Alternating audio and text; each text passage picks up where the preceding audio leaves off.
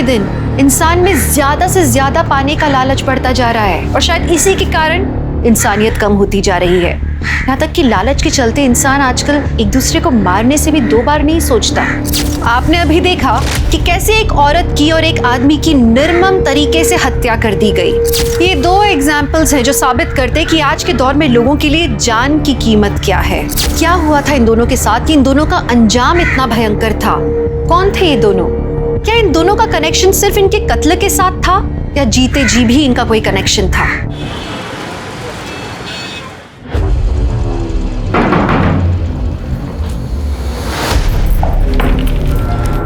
आ गई घर की याद?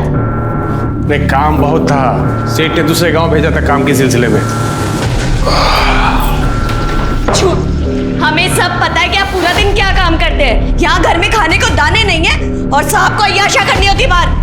तुम मुझ पर कभी यकीन क्यों नहीं करती? सच बोलोगे तो क्यों नहीं करूंगी यकीन मैं?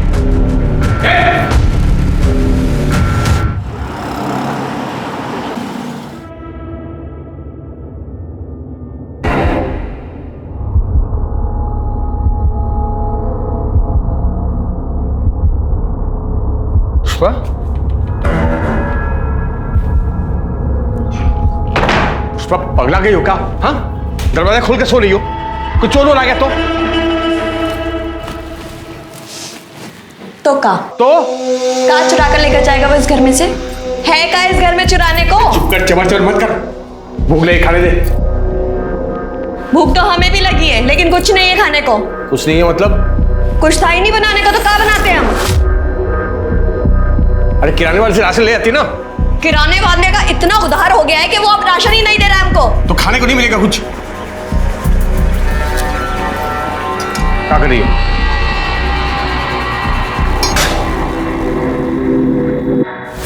पियो और सो जाओ। अब से ये ही मिलेगा जब तक तुम पैसे का इंतजाम नहीं करते हो। मजाक बना के रख दिया।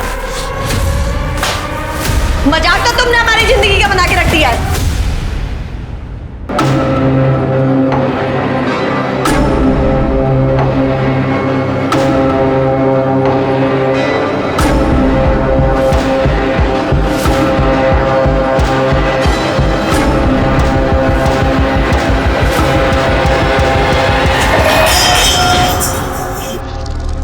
पुष्पा, कहाँ जा रही है? पुष्पा, पुष्पा, रुक! ए पुष्पा, रुक!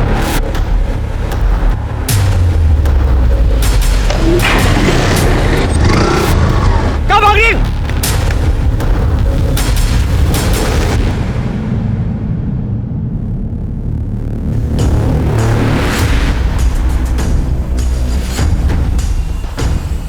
सर, गुमशुदगी की रिपोर्ट लिखवानी है सर। पुष्पा नाम है सर, 28 साल की है। 2 दिन हो गए सर गायब हुए। और आप कौन है? क्या लगता है इनके? सर ये जानने वाली बहन की तरह है सर। ये तो शादीशुदा लगती है। हाँ सर। तो इनके पति का है, वो क्यों नहीं आया कंप्लेंट लिखवाने? सर इनके पति का नाम लल्लन है। दिल्ली में छोटा सा बिजनेस है सर, तो चिल्काना और भुल्ली गांव आना जाना होता रहता है। वो यहाँ इसलिए नहीं आया क्योंकि पुष्पा ने लल्लन को छोड़ दिया सर। वो सरपंच है ना सर, प्रताप यादव, भुल्ली गांव के, उनसे शादी करने वाली थी। लेकिन 2 दिन पहले मुझे रात को कॉल आया कि पुष्पा। हेलो हेलो अखिलेश, तुम हमें लेने आ सकते हो? अभी? हाँ अभी, जल्द से जल्द प्लीज। हुआ क्या है पर? अखिलेश, हमने फैसला किया है कि हम प्रताप यादव से शादी नहीं करेंगे। क्या हुआ? वो हम तुम्हें मिलने के बाद बताएंगे। प्लीज हमें लेने आ जाओ, 9 बजे तक आ जाओ। हाँ ठीक है, मैं इंतज़ार करता रहा था, लेकिन वो आई नहीं। मैंने फ़ोन भी किया लेकिन फ़ोन अब तक बंद आ रहा है। अगले दिन मुझे दिल्ली जाना था तो मैं चला गया। वापस आने के बाद मैंने बहुत कोशिश की, लेकिन वो ना ही प्रताप यादव के यहाँ है ना ही लल्लन सिंह के यहाँ। लेकिन ये प्रताप यादव की तो 2 दिन पहले शादी हो गई है ना? हाँ सर, किसी और से की। मैं ज़्यादा नहीं जानता सर, आप प्लीज़ पता लगाइए ना कि कहाँ है।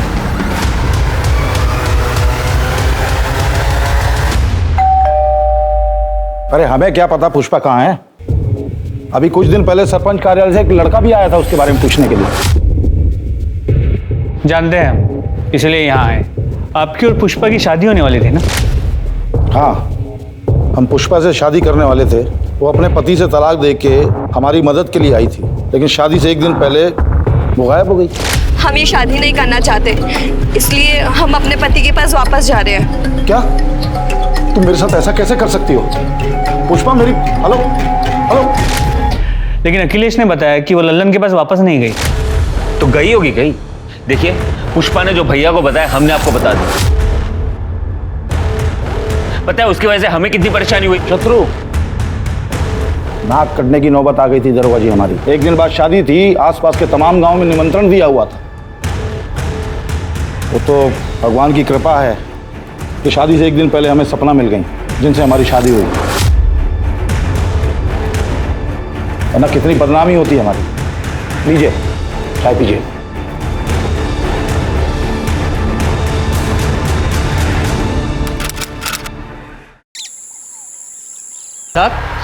पुष्पा के कॉल रिकॉर्ड्स हैं हमारे पास। 13 दिसंबर की रात को उसने तुझसे फोन पे बात की थी, उसके बाद वो गायब हुई है। हाँ हाँ सर, एक कॉल आया था मुझे।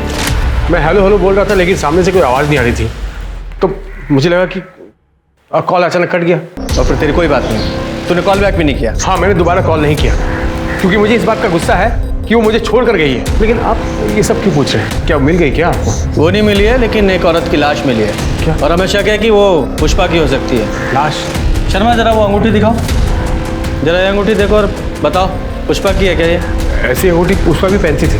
भी मतलब इस तरह की अंगूठी गांव की हर औरत पहनती है, मंदिर के बाहर बिकती है सब। लेकिन ये पुष्पा की है या नहीं ये बता नहीं सकता सर। पुष्पा की फैमिली में कोई और भी है?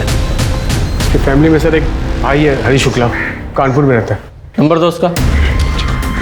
शर्मा, ये पुष्पा के भाई हरि प्रसाद का पता लगाओ और उसका डीएनए सैंपल कलेक्ट करो, और ये लल्लन, इसकी पूरी कुंडली निकालो।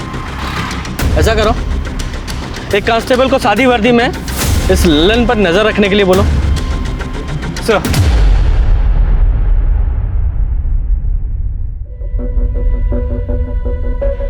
अब 1 महीने में हमारे फेरे भी हो जाएंगे। शत्रु, हमें ना तुमसे कुछ बात करनी थी। बताओ। हम चाहते हैं कि शादी के बाद हमारा अलग घर हो। क्यों? भैया भाभी के साथ क्यों नहीं रहना? पर शत्रु, हमारी प्रिवेसी का क्या? तो जो एक साथ रहते हैं उनका प्रिवेसी नहीं होता क्या? ऐसे तो जॉइंट फैमिलीज होते ही नहीं, और भाभी के बिना रहना तो मैं सोच भी नहीं सकता। तुम तो ऐसे बोल रहे हो जैसे सपना भाभी हमेशा से वहीं रहती थी। हमेशा से नहीं रहती थी, पिछले 3 महीने से आई हुई है। लेकिन भाभी बहुत अच्छी है। क्या बात है भाभी, माँ बिल्कुल ऐसी मालिश करती थी। तुम जब सपना भाभी से मिलोगी ना, तब तुम्हें पता चलेगा कि वो कितनी अच्छी है। अरे अच्छा हुआ वो पुष्पा भाग गई और भैया को सपना भाभी से शादी करनी पड़ी। किस्मत अच्छी है उनकी। देखो सब ठीक हो जाएगा। सर, पुष्पा के भाई हरी शुक्ला के अनुसार पुष्पा की उससे बात ही नहीं हुई थी। लेकिन उसका डीएनए सैंपल तो लिया ना तुमने? ले लिया है सर। Very good. इस सैंपल को बॉडी के साथ टेस्टिंग के लिए लैब में भेज दो। सर कांस्टेबल अमन यादव का कॉल आया था। ललन गांव के बाहर भवानी मंदिर में शादी कर रहा है। अच्छा। ओम श्री सिद्धि विनायक स्वाहा, अष्ट विनायक स्वाहा, ओम गण गणपतये स्वाहा।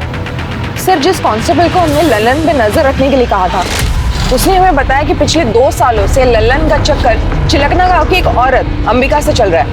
इसी बात को लेकर पुष्पा ललन पे बहुत चिढ़ती भी थी। जैसे ही पुष्पा ने घर छोड़ा, लोगों ने बताया कि अंबिका को ललन के घर पे रात बेरात देखा गया है। इस लल्लन को बहुत जल्दी है दूसरी शादी करने की। इतनी भी क्या जल्दी है, कुछ रस्में हमारे साथ भी निभाई है। सर क्या हुआ सर? पुष्पा के होते हुए तुम दूसरी शादी कैसे कर सकते हो? तुम्हारी पत्नी है ना पुष्पा। लेकिन आप ही ने तो बोले थे कि पुष्पा मर चुकी है। ऐसा नहीं कहा था कि वो मर चुकी है, सिर्फ इतना कहा था कि क्या वो पुष्पा की बॉडी है, हमें शक है। कंफर्म नहीं किया था, लेकिन तूने तो कंफर्म ही कर दिया है। ऐसा तो नहीं तूने पुष्पा को मार दिया इसलिए तू अंबिका से दूसरी शादी कर रहा है? पुष्पा के मर्डर के जुर्म में अरेस्ट करो इसे। अरे सर रुकिए 1 मिनट सर, एक मिनट बात सुनिए सर। देखिए ये सच है कि पुष्पा की वजह से पैसा और डील खो दिया था मैंने, लेकिन मैंने इसको मारा नहीं सर। मैंने इसको मारा नहीं। कौन सी डील और कौन सा पैसा? प्रताप यादव की डील थी सर। वो पुष्पा के साथ 4 साल के लिए शादी करना चाहता था। इसके बदले में वो हर महीने मुझे 2.5 लाख रुपया देने वाला था सर। 4 साल के लिए शादी? ऐसी कौन सी डील होती है भाई 4 साल के लिए शादी? नहीं, अगर मान भी लें कि कोई ऐसी डील होती भी है, और वो प्रताप यादव ऐसा क्यों करने वाला था? मैं बताता हूँ सर। ये जो प्रताप यादव है, ये 2 बार से सरपंच पद पे था, लेकिन इस साल सरपंच की सीट औरतों के लिए आरक्षित थी और वो कुंवारा था, इसलिए वो चाहता था कि कोई औरत नकली पत्नी बनके उसके साथ रहे सर, बस और कुछ नहीं। तो पुष्पा ही क्यों? देखिए सर, वो मुझे स्कूल के टाइम से जानता था, इसलिए वो मेरे घर पे आया और ये सब। अरे ऐसे कैसे दे दे अपनी पत्नी को प्रताप? और आगे हो का? ठंडे दिमाग से हमारी बात को समझो लल्लन। देखो, हम तुम्हारे बचपन के स्कूल के दोस्त हैं, हमको मना कर रहे हो तुम? वैसे भी हमको एक औरत चाहिए जिसे भूलनी गांव में कोई नहीं जानता। अरे नकली शादी या डील है डील। अरे कैसे हम अपनी पत्नी को तुमको दे दे? कुछ भी। हम तैयार है जी। क्या बात कर रही हो? बोरा तो आप गए जो घर आई लक्ष्मी को मना कर रहे हैं। तो उसके लिए हमारी गृह लक्ष्मी को किसी गैर मर्द के साथ भेज दे, उसके साथ सुला दे क्या? अरे क्या बोल रहे हो? नकली शादी है, हाथ भी नहीं लगाएंगे पुष्पा को हम। अलग कमरे में रखेंगे उसको, बस पब्लिक के सामने हमारे साथ रहना पड़ेगा और सरपंची का काम सिखा देंगे इसको हम। बिल्कुल चिंता मत करो। हैं? हाँ बोलो। हम तैयार है प्रताप जी। बताइए कब करनी है नकली शादी? बहुत बढ़िया, ये हुई बात। अरे सुनो सुनो, पकड़ो आप प्रताप। 1.5 लाख रुपए रखो पैसा, और सुनो बस एक काम करना है कि 4 साल तक पुष्पा को फोन नहीं करोगे तुम। हाँ ठीक है, तैयारी करो। पुष्पा के अंदर पैसों का लालच भरा पड़ा था सर, पैसे को देखते ही नीयत खराब हो जाती थी उसकी। एक दिन पैसा लेकर भाग गए मेरे घर से सर। कहाँ भाग रही? किसके साथ भागी वो? कौन था वो आदमी? चेहरा ठीक से देख नहीं पाया, हेलमेट पहना हुआ था, लेकिन बाद में मालूम पड़ा कि वो प्रताप यादव के घर पे है, उसके साथ शादी करना चाहती है। तो अखिलेश ने तुझे यह नहीं बताया कि पुष्पा ने प्रताप के साथ शादी नहीं की है, वो वहां से भी भाग गई है? हाँ बताया था सर उसने, लेकिन वो यहाँ भी नहीं आई। शायद वो बाइक वाले के साथ भाग गई होगी। उसे वैसे भी मेरी नहीं पड़ी सर, मैं इसके बारे में क्यों सोचूं सर, और क्यों ना करूं मैं दूसरी शादी? बताइए मुझे। नहीं, कहानी तूने अच्छी सुनाई है। कहीं ऐसा तो नहीं है कि पुष्पा ने तुझे फोन किया हो कि मैं प्रताप के साथ शादी नहीं कर रही हूँ, अपने घर वापस आ रही हूँ? तुझे तो अंबिका के साथ शादी करनी थी, तो तू डर गया। अरे अगर वो आ जाएगी तो इसके साथ शादी कैसे करेगा, इसलिए तूने उसे रास्ते से हटा दिया, सीधा मार ही डाला उसे। भुल्ली गांव के बाहर जो लाश मिली है वो पुष्पा की है ना, वहीं मारा ना तूने उसे? कसम से बोल रहा हूँ, मुझे नहीं पता, मैंने उसको नहीं मारा सर। वो तो हम पता लगा ही लेंगे कि किसने मारा है, जब तक केस सॉल्व नहीं हो जाता गांव के बाहर नहीं जाएगा तू। और हाँ, ये दूसरी शादी करने की भी जरूरत नहीं है, समझ गया? वरना तेरी बारात थाने से निकालूंगा मैं। कीजिए, उस प्लॉट को डेवलप कीजिए, बस ध्यान रखिएगा कि बीच बीच में फूलों के पौधे भी लगाने हैं। पब्लिक गार्डन प्रॉपर्टी है वो। ठीक है सरपंच जी, हो जाएगा। पेपर साइन हो गए? जी। ये लीजिए 5 लाख रुपए। पेपर दो।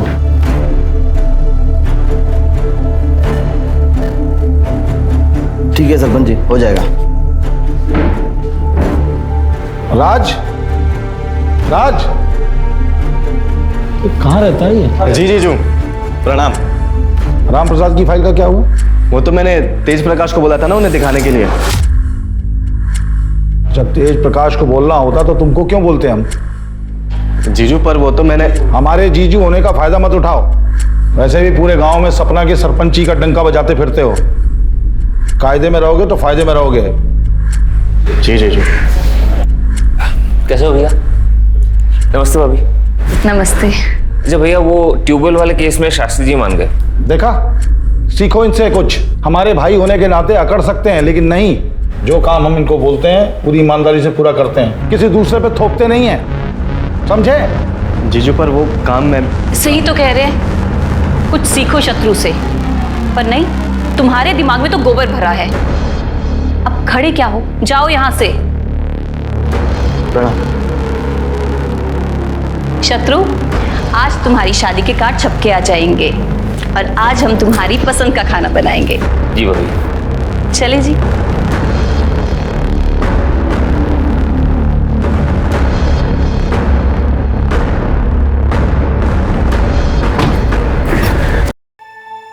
अरे राज, अरे क्या कर रहे हो? नीचे उतरो, गिर जाओगे। आपको क्या फर्क पड़ता है? जाओ अपने पति और देवर को देखो, मैं तो नौकर हूं ना घर का। कैसी बातें कर रहे हो? चलो नीचे उतरो, नीचे उतरो। वो लोग आपको मिलके सिर्फ बेवकूफ बना रहे हैं, आपको ये बात समझ नहीं रही है? सिर्फ रबर के स्टैम्प की तरह इस्तेमाल कर रहे हैं जीजू आपका, और कुछ नहीं। ये कैसी बातें कर रहे हो एक बात आप ही मुझे बताओ, महीने में लाखों कमाते हैं जीजू, उसका एक दहला भी देते हैं आपको? नहीं। अरे जरूरत पड़ने पर जब भी उनसे पैसे मांगे हमेशा दिए हैं ना उन्होंने। ये भीख के पैसे ना आपको अच्छे लगते होंगे, मुझे नहीं अच्छे लगते। और किस चीज के लिए पैसे मांगते हैं आप? घर गृहस्थी चलाने के लिए? उसके अलावा 1 रुपया भी मांगे आपने कभी ऊपर से? राज, अभी हमारी शादी को सिर्फ 2 महीने हुए हैं। अपने जीजू को थोड़ा सा वक्त तो दो ना, ताकि वो हम पे विश्वास कर पाए। दीदी आप गलत फहमी में, आप जो सोच रहे ना वैसा दिन कभी नहीं आएगा। अरे राज,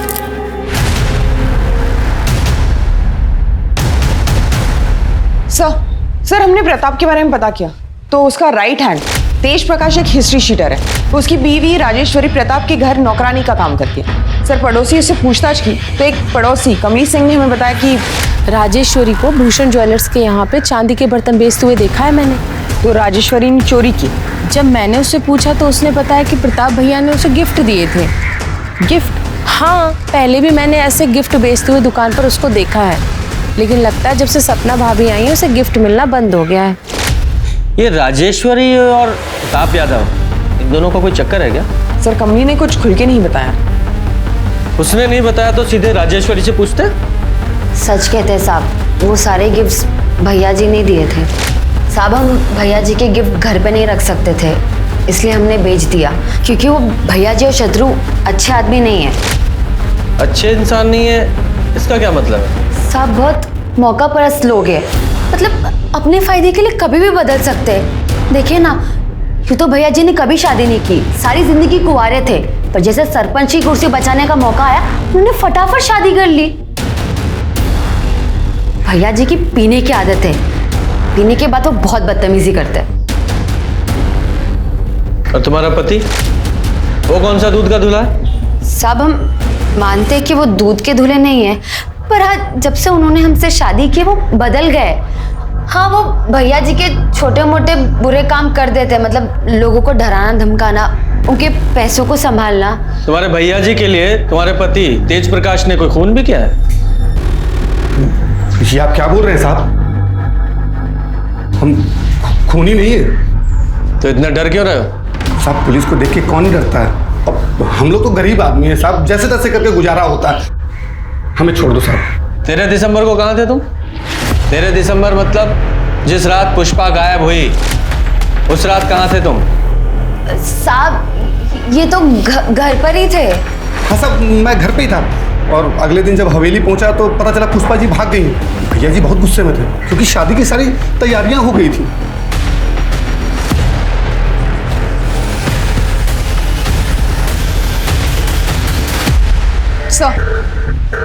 सर डीएनए रिपोर्ट आ गई है। बॉडी का डीएनए पुष्पा के भाई हरी शुक्ला से मैच हो गया। तो मतलब साफ है बॉडी पुष्पा की ही है। सर और सर पोस्टमार्टम रिपोर्ट के हिसाब से पुष्पा की मौत 13 दिसंबर के रात को ही हुई थी। उसे गला दबा के मारा गया था। और इस अखिलेश ने हमें बताया था कि पुष्पा का 13 दिसंबर की रात को 8 बजे फोन आया था और 9 बजे दोनों मिलने वाले थे, लेकिन पुष्पा अखिलेश से मिलने पहुंची ही नहीं, मतलब तब तक वो मर चुकी थी। सवाल तो वहीं का वहीं है कि उसे मारा किसने? सर लल्लन? मुझे नहीं लगता। मैंने लल्लन और अंबिका के मोबाइल की लोकेशन चेक की। उस रात दोनों की मोबाइल की लोकेशन ना तो जंगल के पास की थी और ना ही भूलनी गांव। दोनों की लोकेशन लल्लन के घर के पास की ही थी। लेकिन ये भी तो हो सकता है लल्लन ने पुष्पा को मारने के लिए किसी को सुपारी दी हो, क्योंकि पुष्पा न सिर्फ किसी और की बीवी बनने के लिए तैयार हो गई थी, बल्कि लल्लन ने जो डील का पैसा एडवांस में लिया था 1.5 लाख रुपया, वो भी लेकर भाग गई थी। इस लल्लन के पास पुष्पा को मारने का सबसे स्ट्रॉन्ग मोटिव है। इसे अरेस्ट करो। तब तक मैं प्रताप यादव से जरा पता करता हूँ कि पुष्पा के बारे में उसने हमसे झूठ क्यों बोला। तुम मानते हो तुमने ऐसी डील ऑफर की थी? हाँ की थी। तो कौन सा नया काम है इस देश में ये? और इतनी आसानी से अपनी कुर्सी कौन जाने देता है? और हम तो इस कुर्सी पे लोगों की भलाई के लिए बैठे हैं, और कोई गैर कानूनी काम हमने नहीं किया। लल्लन को अच्छे खासे पैसे का वादा किया था, 1.5 लाख रुपए एडवांस दिए थे, और वो पुष्पा तो खुद हमारे दरवाजे पे आई थी, शादी करने के लिए तैयार थी। एंड टाइम पे धोखा दे दिया उसने। उसने धोखा दिया, मार दिया उसे।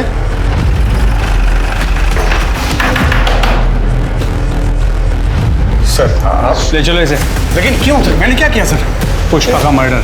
एक मिनट सर, मैंने पुष्पा को नहीं मारा सर। आप प्रताप और शत्रु से पूछे ना, उन्होंने मारा होगा सर। भैया ने ऐसा कुछ नहीं किया। तुम्हारी हिम्मत किसी भैया पे इल्जाम लगा रही है? हिम्मत की बात करेगा ना। एक मिनट इंस्पेक्टर साहब, हमने कहा ना कि पुष्पा की मौत से हमारा कोई लेना देना नहीं है। क्या हुआ था उस रात? देखिए, हम पुष्पा से मिलने उसके कमरे में गए तो पुष्पा हमें नहीं मिली, तो पूरे घर को ढूंढा हमने, वो कहीं नहीं मिली। फिर बाद में पुष्पा का फोन आया, उसने बोला कि वो हमसे शादी करने को तैयार नहीं है, इसलिए घर छोड़ के गई है। उस रात तुमने पी रखी थी? ये कैसा सवाल कर रहे हैं आप? हमने सुना है तुम रोज पीते हो और पीने के बाद जरा ज्यादा ही तरन्नुम में आ जाते हो और बदतमीजी करने लगते हो सकता है उस रात तुमने उसके साथ बलात्कार करने की कोशिश की, उसने विरोध किया तो मार डाला उसे। क्या बकवास कर रहे हो? एक मिनट इंस्पेक्टर साहब, बात कर रहे हैं ना हम, आप हाथ क्यों चला रहे हैं? हम मानते हैं कि हम रोज शराब पीते हैं, लेकिन हम किसी औरत के नजदीक नहीं जाते, यहां तक कि हम किसी को छूते तक नहीं है। चाहे तो आप सपना से पूछ लीजिए। अपनी पत्नी को भी नहीं छूते?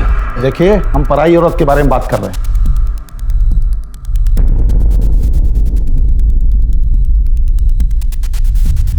13 तारीख को कहाँ था तू? मंगेतर के साथ फिल्म देखने गया था सहारनपुर में। वहीं पे खाना खाया और 11 बजे घर वापस आ गया।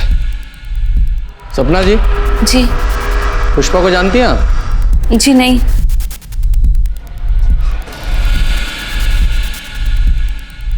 राजेश्वरी को आप बड़े महंगे तोहफे देते हैं। हाँ, बोनस होली दिवाली देते हैं। क्यों? हमें पता चला है कि राजेश्वरी मार्केट में बड़े महंगे महंगे सामान बेच रही है, ये कहकर कि वो तोहफे आप उसे देते थे। अपना लॉकर, अपना सामान जरा चेक कर लीजिएगा।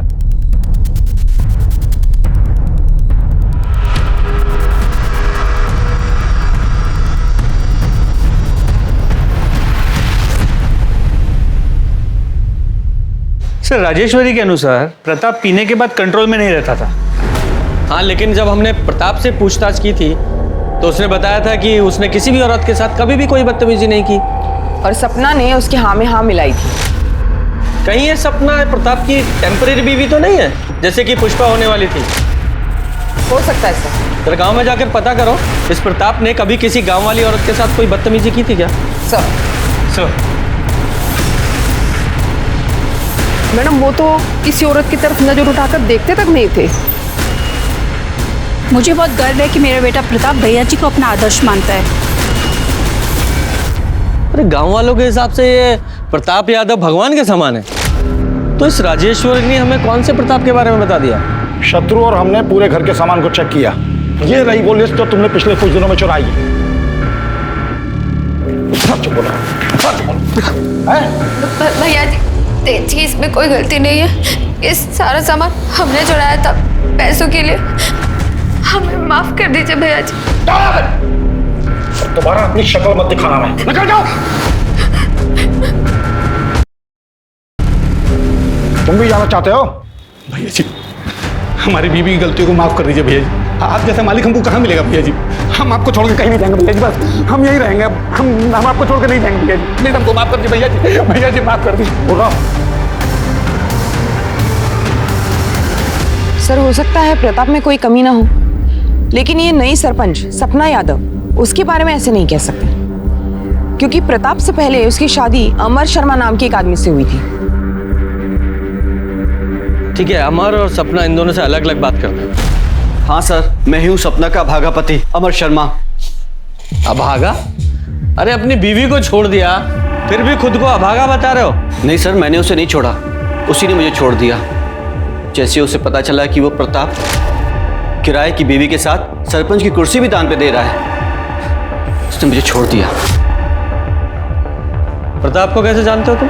सर, प्रताप कभी मेरा दोस्त हुआ करता था, लेकिन जैसे उसे पता चला कि मैं कंगाल हो गया हूं तो उसने मुझसे दोस्ती खत्म कर दी। लेकिन सपना बीच में आ गई। उसने बिना किसी शर्त के उसकी बात मान ली और मुझे छोड़ दिया। तो और क्या करती सर? दूसरे आदमी से शादी करना ही बेहतर था, बजाय अपनी जान लेने के। अमर को शराब पीने की बहुत बुरी लत है। रोज शराब पीने के बाद वो मुझे मारता पीटता था। मैं तो अपनी ज़िंदगी ख़त्म कर देना चाहती थी। जब प्रताप जी की मुझे डील मिली तो मुझे वो मेरी हर समस्या का हल लगी, इसलिए मैंने डील एक्सेप्ट कर ली। तो सर, इसमें मैंने क्या गलत किया? और अमर तलाक के पेपर पे साइन कर चुका था। तलाक के पेपर थे? नहीं सर, वो तलाक के पेपर कैसे हो सकते हैं? तो प्रताप ने तो मुझे बोला था कि वो डील के पेपर थे। सर मैं बहुत पढ़ा लिखा नहीं हूँ, मुझे नहीं पता कि उन कागजों में क्या लिखा था। और प्रताप ने मुझसे बोला भी था कि वो पेपर मुझे वापस लौटाएगा, लेकिन नहीं लौटाया उसने। और ऐसा कोई एग्रीमेंट साइन नहीं हुआ था। और रही बात तलाक की, तो उसका फैसला 1-2 दिन में आ जाएगा। आप लोग चाहें तो तहसीलदार के ऑफिस में जाके पता कर सकते हैं। और आज के बाद हमारी गैर मौजूदगी में हमारी पत्नी से बातचीत करने मत आइएगा। आप लोग जा सकते हैं, प्लीज।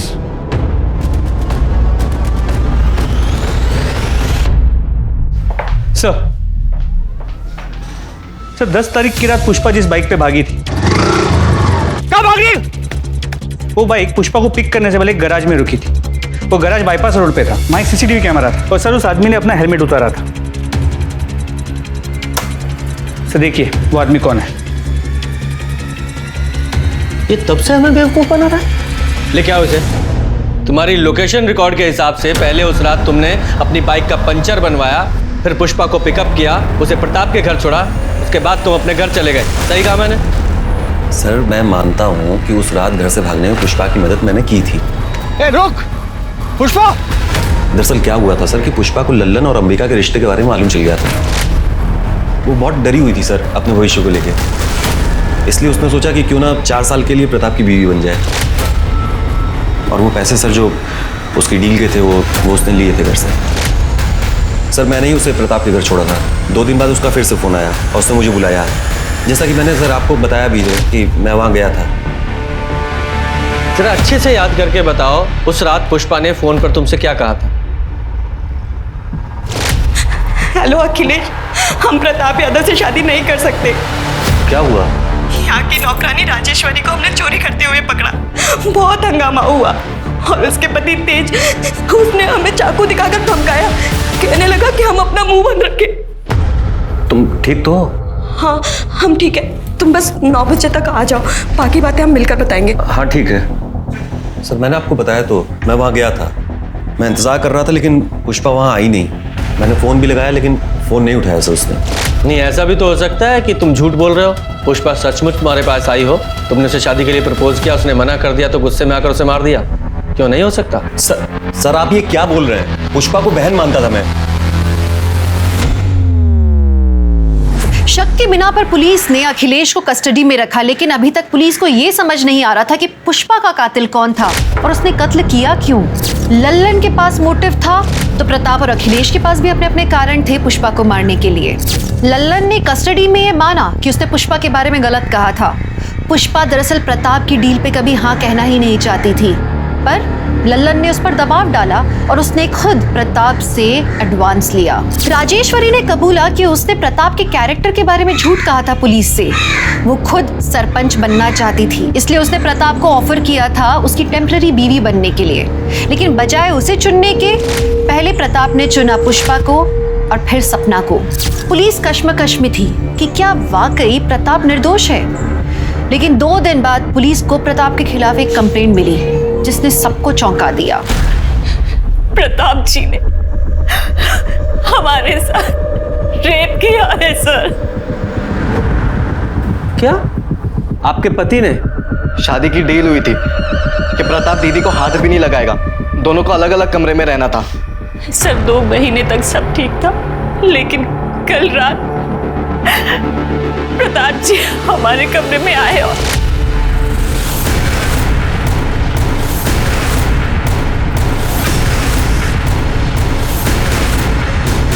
क्या कर रहे हैं आप? अरे छोड़िए, अरे हटिए, कोई है? बचाओ!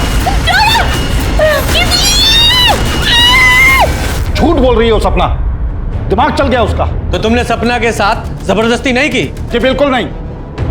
कल रात पीने के बाद जब हम अपने कमरे पे जा रहे थे तो अरे कुछ मदद करें आपकी, कहीं चोट लग जाएगी आपको। नहीं जरूरत नहीं है, हम चले जाएंगे।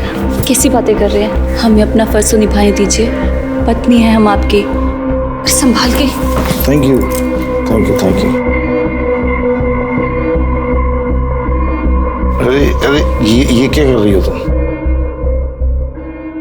टेम्परेरी ही सही, पर हम पति पत्नी हैं, और कौन सी पत्नी नहीं चाहेगी कि वो अपने पति को खुश ना करे। वो सपना हमें खुद फंसा रही है। वो क्यों फंसाएगी? वो भी अपने ही पति को रेप के इल्जाम में। शायद उसको कोई भड़का रहा होगा। कौन? उसका नकारा भाई राज, वो भड़का रहा होगा उसे। कौन किसे भड़का रहा है और कौन छुपा रहा है वो तो हम पता लगा ही लेंगे। फिलहाल तो हमने सपना को मेडिकल के लिए भेजा है। प्रताप झूठ बोल रहा है सर। हम तो सिर्फ नाम के सरपंच हैं, एक रबर स्टैंप है। हमें कब, क्या, कैसे करना है, इन सब का फैसला प्रताप जी करते हैं। और सर, दोनों ही सूरतों में तो बदनामी हमारी ही होगी। हमें तो हमारी जान जाने का भी खतरा है कि हमारे साथ भी वो ना हो जाए जो पुष्पा के साथ। आपका कहने का मतलब है कि प्रताप ने पुष्पा को मारा? हमें नहीं पता सर, हम कुछ नहीं जानते। जो प्रताप है ये इतना पावरफुल आदमी है कि इसके लिए कुछ भी नामुमकिन नहीं है। और वो तेज और शत्रु उसके एक आवाज पे कुछ भी करने के लिए खड़े हो जाएंगे। सर प्लीज आप दीदी को प्रोटेक्शन दे दीजिए। देखिए, इनकी मेडिकल रिपोर्ट आने तक हम ऐसा नहीं कर सकते, हमें रुकना पड़ेगा। सर पर दीदी सरपंच है, आप इतना तो कर ही सकते हैं। रहने दो राज, पुलिस को अपना काम करने दो, तब तक हम अपनी रक्षा खुद ही करेंगे। Thank you. Sorry. Medical report से ये पता चला कि सपना सेक्सुअली एक्टिव थी, लेकिन रेप का कोई साइन नहीं मिला। तो या तो इसका मतलब ये था कि ये रिश्ता दोनों की रजामंदी से हुआ, या फिर सपना ने खुद को सरेंडर किया प्रताप के आगे डर के मारे। तो क्या सपना के साथ मैरिटल रेप हुआ था, जो असल में एक शादी थी ही नहीं, सिर्फ 4 साल की डील थी? पुलिस प्रताप को लेके एक और बार कंफ्यूज हो गई थी, क्योंकि एक सपना प्रताप के खिलाफ फिर से कंप्लेंट लेके पहुंची कि प्रताप ने उसे मारने के लिए गुंडे भेजे थे जब वो सरपंच ऑफिस से निकलकर घर वापस जा रही थी। सपना ने जहां एक तरफ अपने चोट के निशान पुलिस को दिखाए, वहीं दूसरी तरफ ये भी बताया कि गुंडों ने उसे प्रताप की बदनामी न करने की हिदायत दी थी, और उनमें से एक की आवाज तेज प्रकाश जैसी थी। अरे हमने कोई रेप, कोई अटैक नहीं किया इनके ऊपर। और हम कल पूरी शाम भैया जी के साथ ही थे, तो हम कैसे अटैक कर सकते हैं? सर, ये तो एक दूसरे का ही साथ देंगे ना। कमीनी आसान शांत खड़ा रहे, ज्यादा गर्मी मत दिखा वरना यही ठंडा कर दूंगा। आधा कुर्सी के लिए ये सब डील मत करो, आपने मेरी एक नहीं सुनी। भाभी देखिए, भैया आपको कभी चोट नहीं पहुंचा सकते, लेकिन आपकी हालत मुझसे देखी नहीं जा रही। मेरे तरफ से जो कुछ भी होगा ना मैं करूंगा।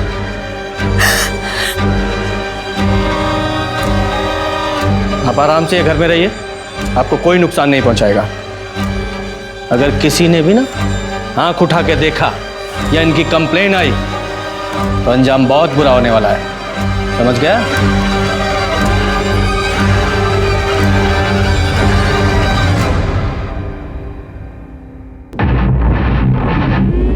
भाभी अंदर आ जाओ।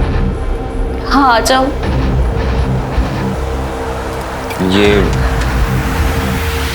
दवाई लेके आया था मैंने, आपके दर्द में आराम मिल जाएगा, लगा दूं?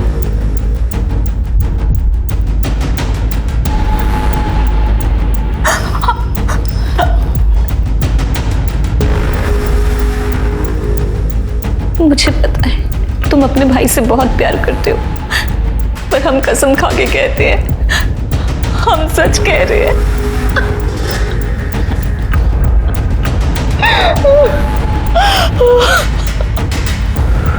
भाभी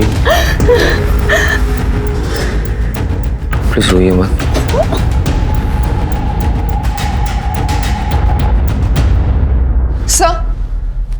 सर लोकल न्यूज देखिए। क्या हुआ? सर लगाइए तो।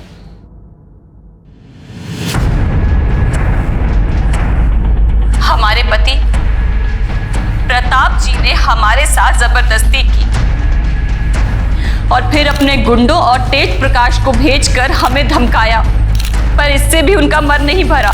अभी 2 दिन पहले उनके छोटे भाई शत्रु ने हमारे साथ जबरदस्ती की। हमारे कमरे में मेरे घाव पर मरहम लगाने के बहाने उसने शत्रु, ये क्या कर रहे हो? हटो, हटो, बचाओ, हटो, बचाओ, बचाओ, बचाओ।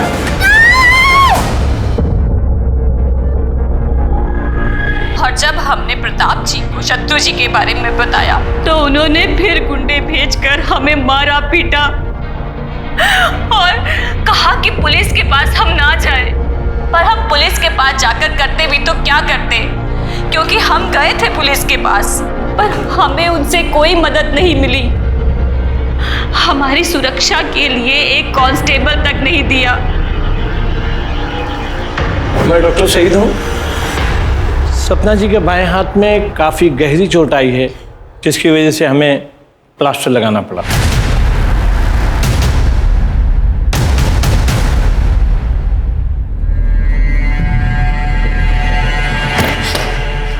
शत्रु कमीने, एक नंबर के धोखेबाज हो तुम, एक नंबर के धोखेबाज हो तुम। मेरी जिंदगी बर्बाद कर दी तुमने। जब तुम सपना भाभी की तारीफ करते थे, जब तुम कहते थे कि तुम उनसे प्यार करते हो, मैंने कभी नहीं सोचा था तुम इतने घटिया इंसान होगे। बेटा तुम नहीं, आप तो प्लीज रहने दीजिए, आप बीच में ना ही बोलिए। ऐसे भी किसी रेपिस्ट से मैं शादी नहीं कर सकती, तो आप भूल जाइए। इस घर की कभी बहू बनूंगी मैं। ये रिश्ता मैं तोड़ती हूँ। शक्ल मत दिखाना कभी अपनी। पिंकी, शत्रु चिंता मत करना है, हम सब ठीक कर देंगे। बिल्कुल चिंता मत करना, अभी बात करते हैं। तेज, कहाँ हो तुम? अभी का भी निकलो। क्या बोल रहे हैं हम? अभी का भी निकलो। उस औरत ने जो भी इल्जाम लगाए हमारे खिलाफ, सबका सब करो उसके साथ। उसे मारो, उसे चोट पहुंचाओ, खत्म कर दो उसको। क्या कहा हमने? निकलो तुरंत। मुझे इस प्रताप से फिर से बात करनी होगी। तुम जाके तेज का पता लगाओ। सर, यादव,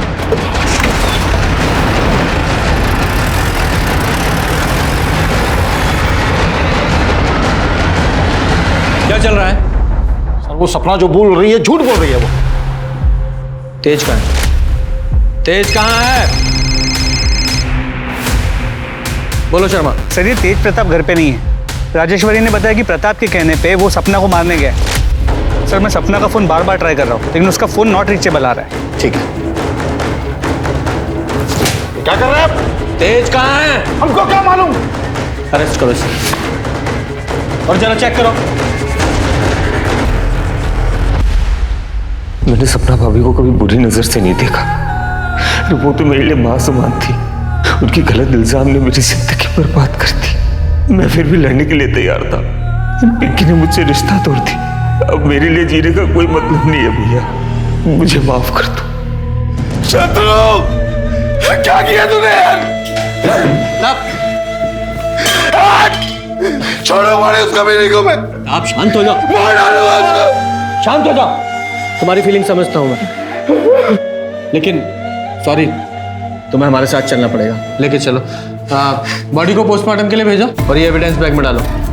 स्मिता जी, आओ। सपना दीदी जिंदाबाद, सपना दीदी जिंदाबाद, प्रताप यादव। क्या बोलो? उस औरत की सच्चाई नहीं मालूम तुम लोगों को? झूठी है वो, मैं को बना रही सबको। भाई कर रहे हो ना? प्रताप यादव, प्रताप यादव, सपना दीदी। हाँ बोलो।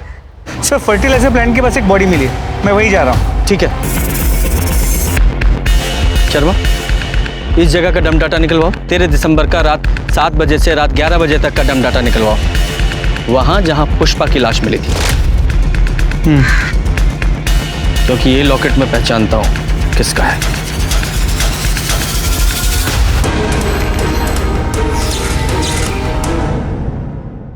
तेरा ये लॉकेट तेज की लाश के पास मिला हमें, और तेरे फोन की लोकेशन भी वहीं की थी। और यही नहीं, 3 महीने पहले जिस जंगल में पुष्पा की लाश मिली, वहां भी तेरे फोन की लोकेशन उसी समय की दिखा रहा है। बोल, क्या कहना तुझे?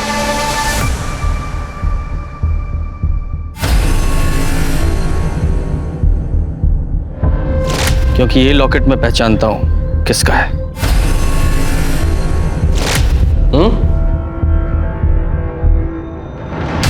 सोच लो, अभी भी टाइम है। सच्चाई बताओगी या फिर ये जो तेरा नाटक है वो सच्चाई में बता? बता। पहले तो ये बता कि तेज प्रकाश को क्यों मारा तूने? क्योंकि वो तुझे मारने आया था? बताती हूँ। बोलो। तेज प्रकाश ने हमें बात करते हुए सुन लिया था। पुष्पा को मारकर सरपंच की कुर्सी पर बैठने का प्लान तो हमारा पूरा हो गया, लेकिन हम अभी भी एक रबर स्टैंप हैं। इन दोनों भाइयों के ऊपर रेप का इल्जाम लगा के हमें गांव वालों से भर भर के सहानुभूति मिल रही है। तुम देखना, वो दिन दूर नहीं, सत्ता की बागडोर हमारे हाथ से दूर नहीं, और ये दोनों भाई अब जेल में सड़ेंगे। और अभी पुलिस भी इन्हें जल्दी गिरफ्तार कर लेगी। हमने सब सुन लिया है। लोगों ने जो कुछ भी भैया जी के लिए किया ना, उसके लिए जिंदगी भर जेल में सड़ोगे। रुको, मैं अभी पुलिस को बताता हूँ। राज, पकड़ो उसे।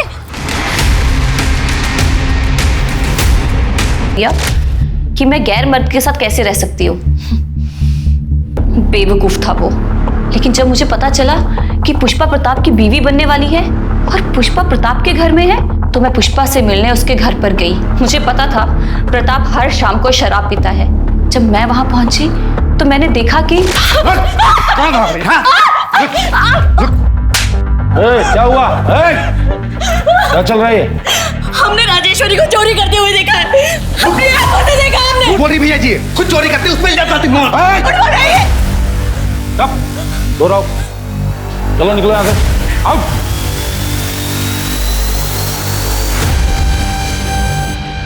चिंता मत करो, हम हैं तुम्हारे साथ। अरे हम, आप हमें छू नहीं सकते हैं। सॉरी पुष्पा। मैं पुष्पा के कमरे में गई और उसे मैंने बताया कि प्रताप शराब पीने के बाद एक अलग आदमी बन जाता है। मैंने कहा था ना तुम्हें, देख लिया ना अपनी आंखों से। पर उन्होंने वादा किया था कि वो हमें कभी नहीं छुएंगे। पुष्पा, कोई भी आदमी इस बात पे कायम नहीं रह सकता, और प्रताप जैसा आदमी जिसके पास सत्ता की कुर्सी है, पावर है, वो तो कभी भी नहीं। देखो पुष्पा, अगर तुम अपनी इज्जत बचाना चाहती हो तो चली जाओ यहाँ से। ना जाने कितनी ही औरतें इसकी दरिंदगी का शिकार हुई हैं, और इन आदमियों को क्या है, इनको तो रोज कोई ना कोई चाहिए। हाँ, तुम सही कह रही हो। देखो, हम तुम्हें घर छोड़ देते हैं, हम बाहर तुम्हें मिलेंगे, तुम अपना सामान जल्दी से पैक कर लो। हेलो अखिलेश। मैंने राज को पहले ही गाड़ी तैयार रखने के लिए बोला था। पुष्पा, तुमने बहुत सही फैसला किया। तुम हमको ना गांव के बाहर ही छोड़ देना। ठीक है, तुम एक काम करो, अब प्रताप जी को फोन करके बोल दो कि तुम उनसे शादी नहीं करना चाहती, ताकि वो तुम्हारा पीछा ना करे। हेलो, हम बोल रहे हैं, हम ये शादी नहीं करना चाहते, इसलिए हम अपने पति के पास वापस जा रहे हैं। क्या तुम मेरे साथ ऐसा कैसे कर सकती हो? Hello hello Pushpa.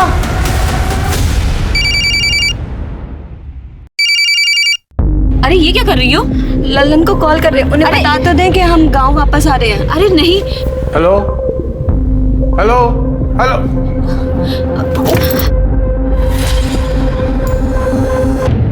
वैसे तुम बहुत कमाल की एक्टर हो, हैं? और पुष्पा को रास्ते से हटाकर तुम खुद उसकी बीवी बन गई। वाह, और बहुत अच्छा नाटक किया तुमने उनकी बीवी बनने का। जैसे वो बोलता रहा वैसे करती रही, एकदम गुड़िया बनके। हालांकि इस बीच राज ने कई गलतियां की, पर वो मैंने सब संभाल ली। मैं बस अपना समय काट रही थी। प्रताप और शत्रु के खिलाफ जो तुमने कंप्लेन की थी, वो झूठी थी। शत्रु तो मुझे अपनी माँ समान मानता था, बेचारा बेमतलब मारा गया। मुझे तो सरपंच की कुर्सी चाहिए थी, पूरी कुर्सी। रबर स्टैंप बन के नहीं रहना चाहती थी मैं, स्टैंप लगाने वाला मैं हाथ बनना चाहती थी। इनके खिलाफ चार्जशीट बनाओ, और अब जेल में बनना तुम सरपंच, वहां मिलेगी तुम्हें कुर्सी। लालच ने 3 लोगों को मौत के घाट उतार दिया। राजेश्वरी प्रताप को लालच के कारण बदनाम कर रही थी। सपना को पुष्पा को मार के टेम्पररी वाइफ बनने के बाद भी लालच खत्म नहीं हुआ, उसे और चाहिए था। और प्रताप वो सरपंच की कुर्सी पर नियंत्रण रखे रहने के लिए टेम्पररी बीवी लाने को तैयार हो गया। ये प्रताप का डिसीजन था, जिसकी वजह से 3 लोगों की मौत हो गई, 1 इंसान का प्यार छिन गया और 4 परिवार बिखर गए। हमारे पूर्वजों ने बिल्कुल ठीक कहा है, लालच बुरी बला है। तो चलिए, मैं दिव्यांका त्रिपाठी दहियाब लेती हूँ आपसे विदा। फिर मिलूंगी क्राइम पेट्रोल सतर्क के नए एपिसोड के साथ। आप सतर्क रहिए, सुरक्षित रहिए और देखते रहिए क्राइम पेट्रोल सतर्क। जय हिंद।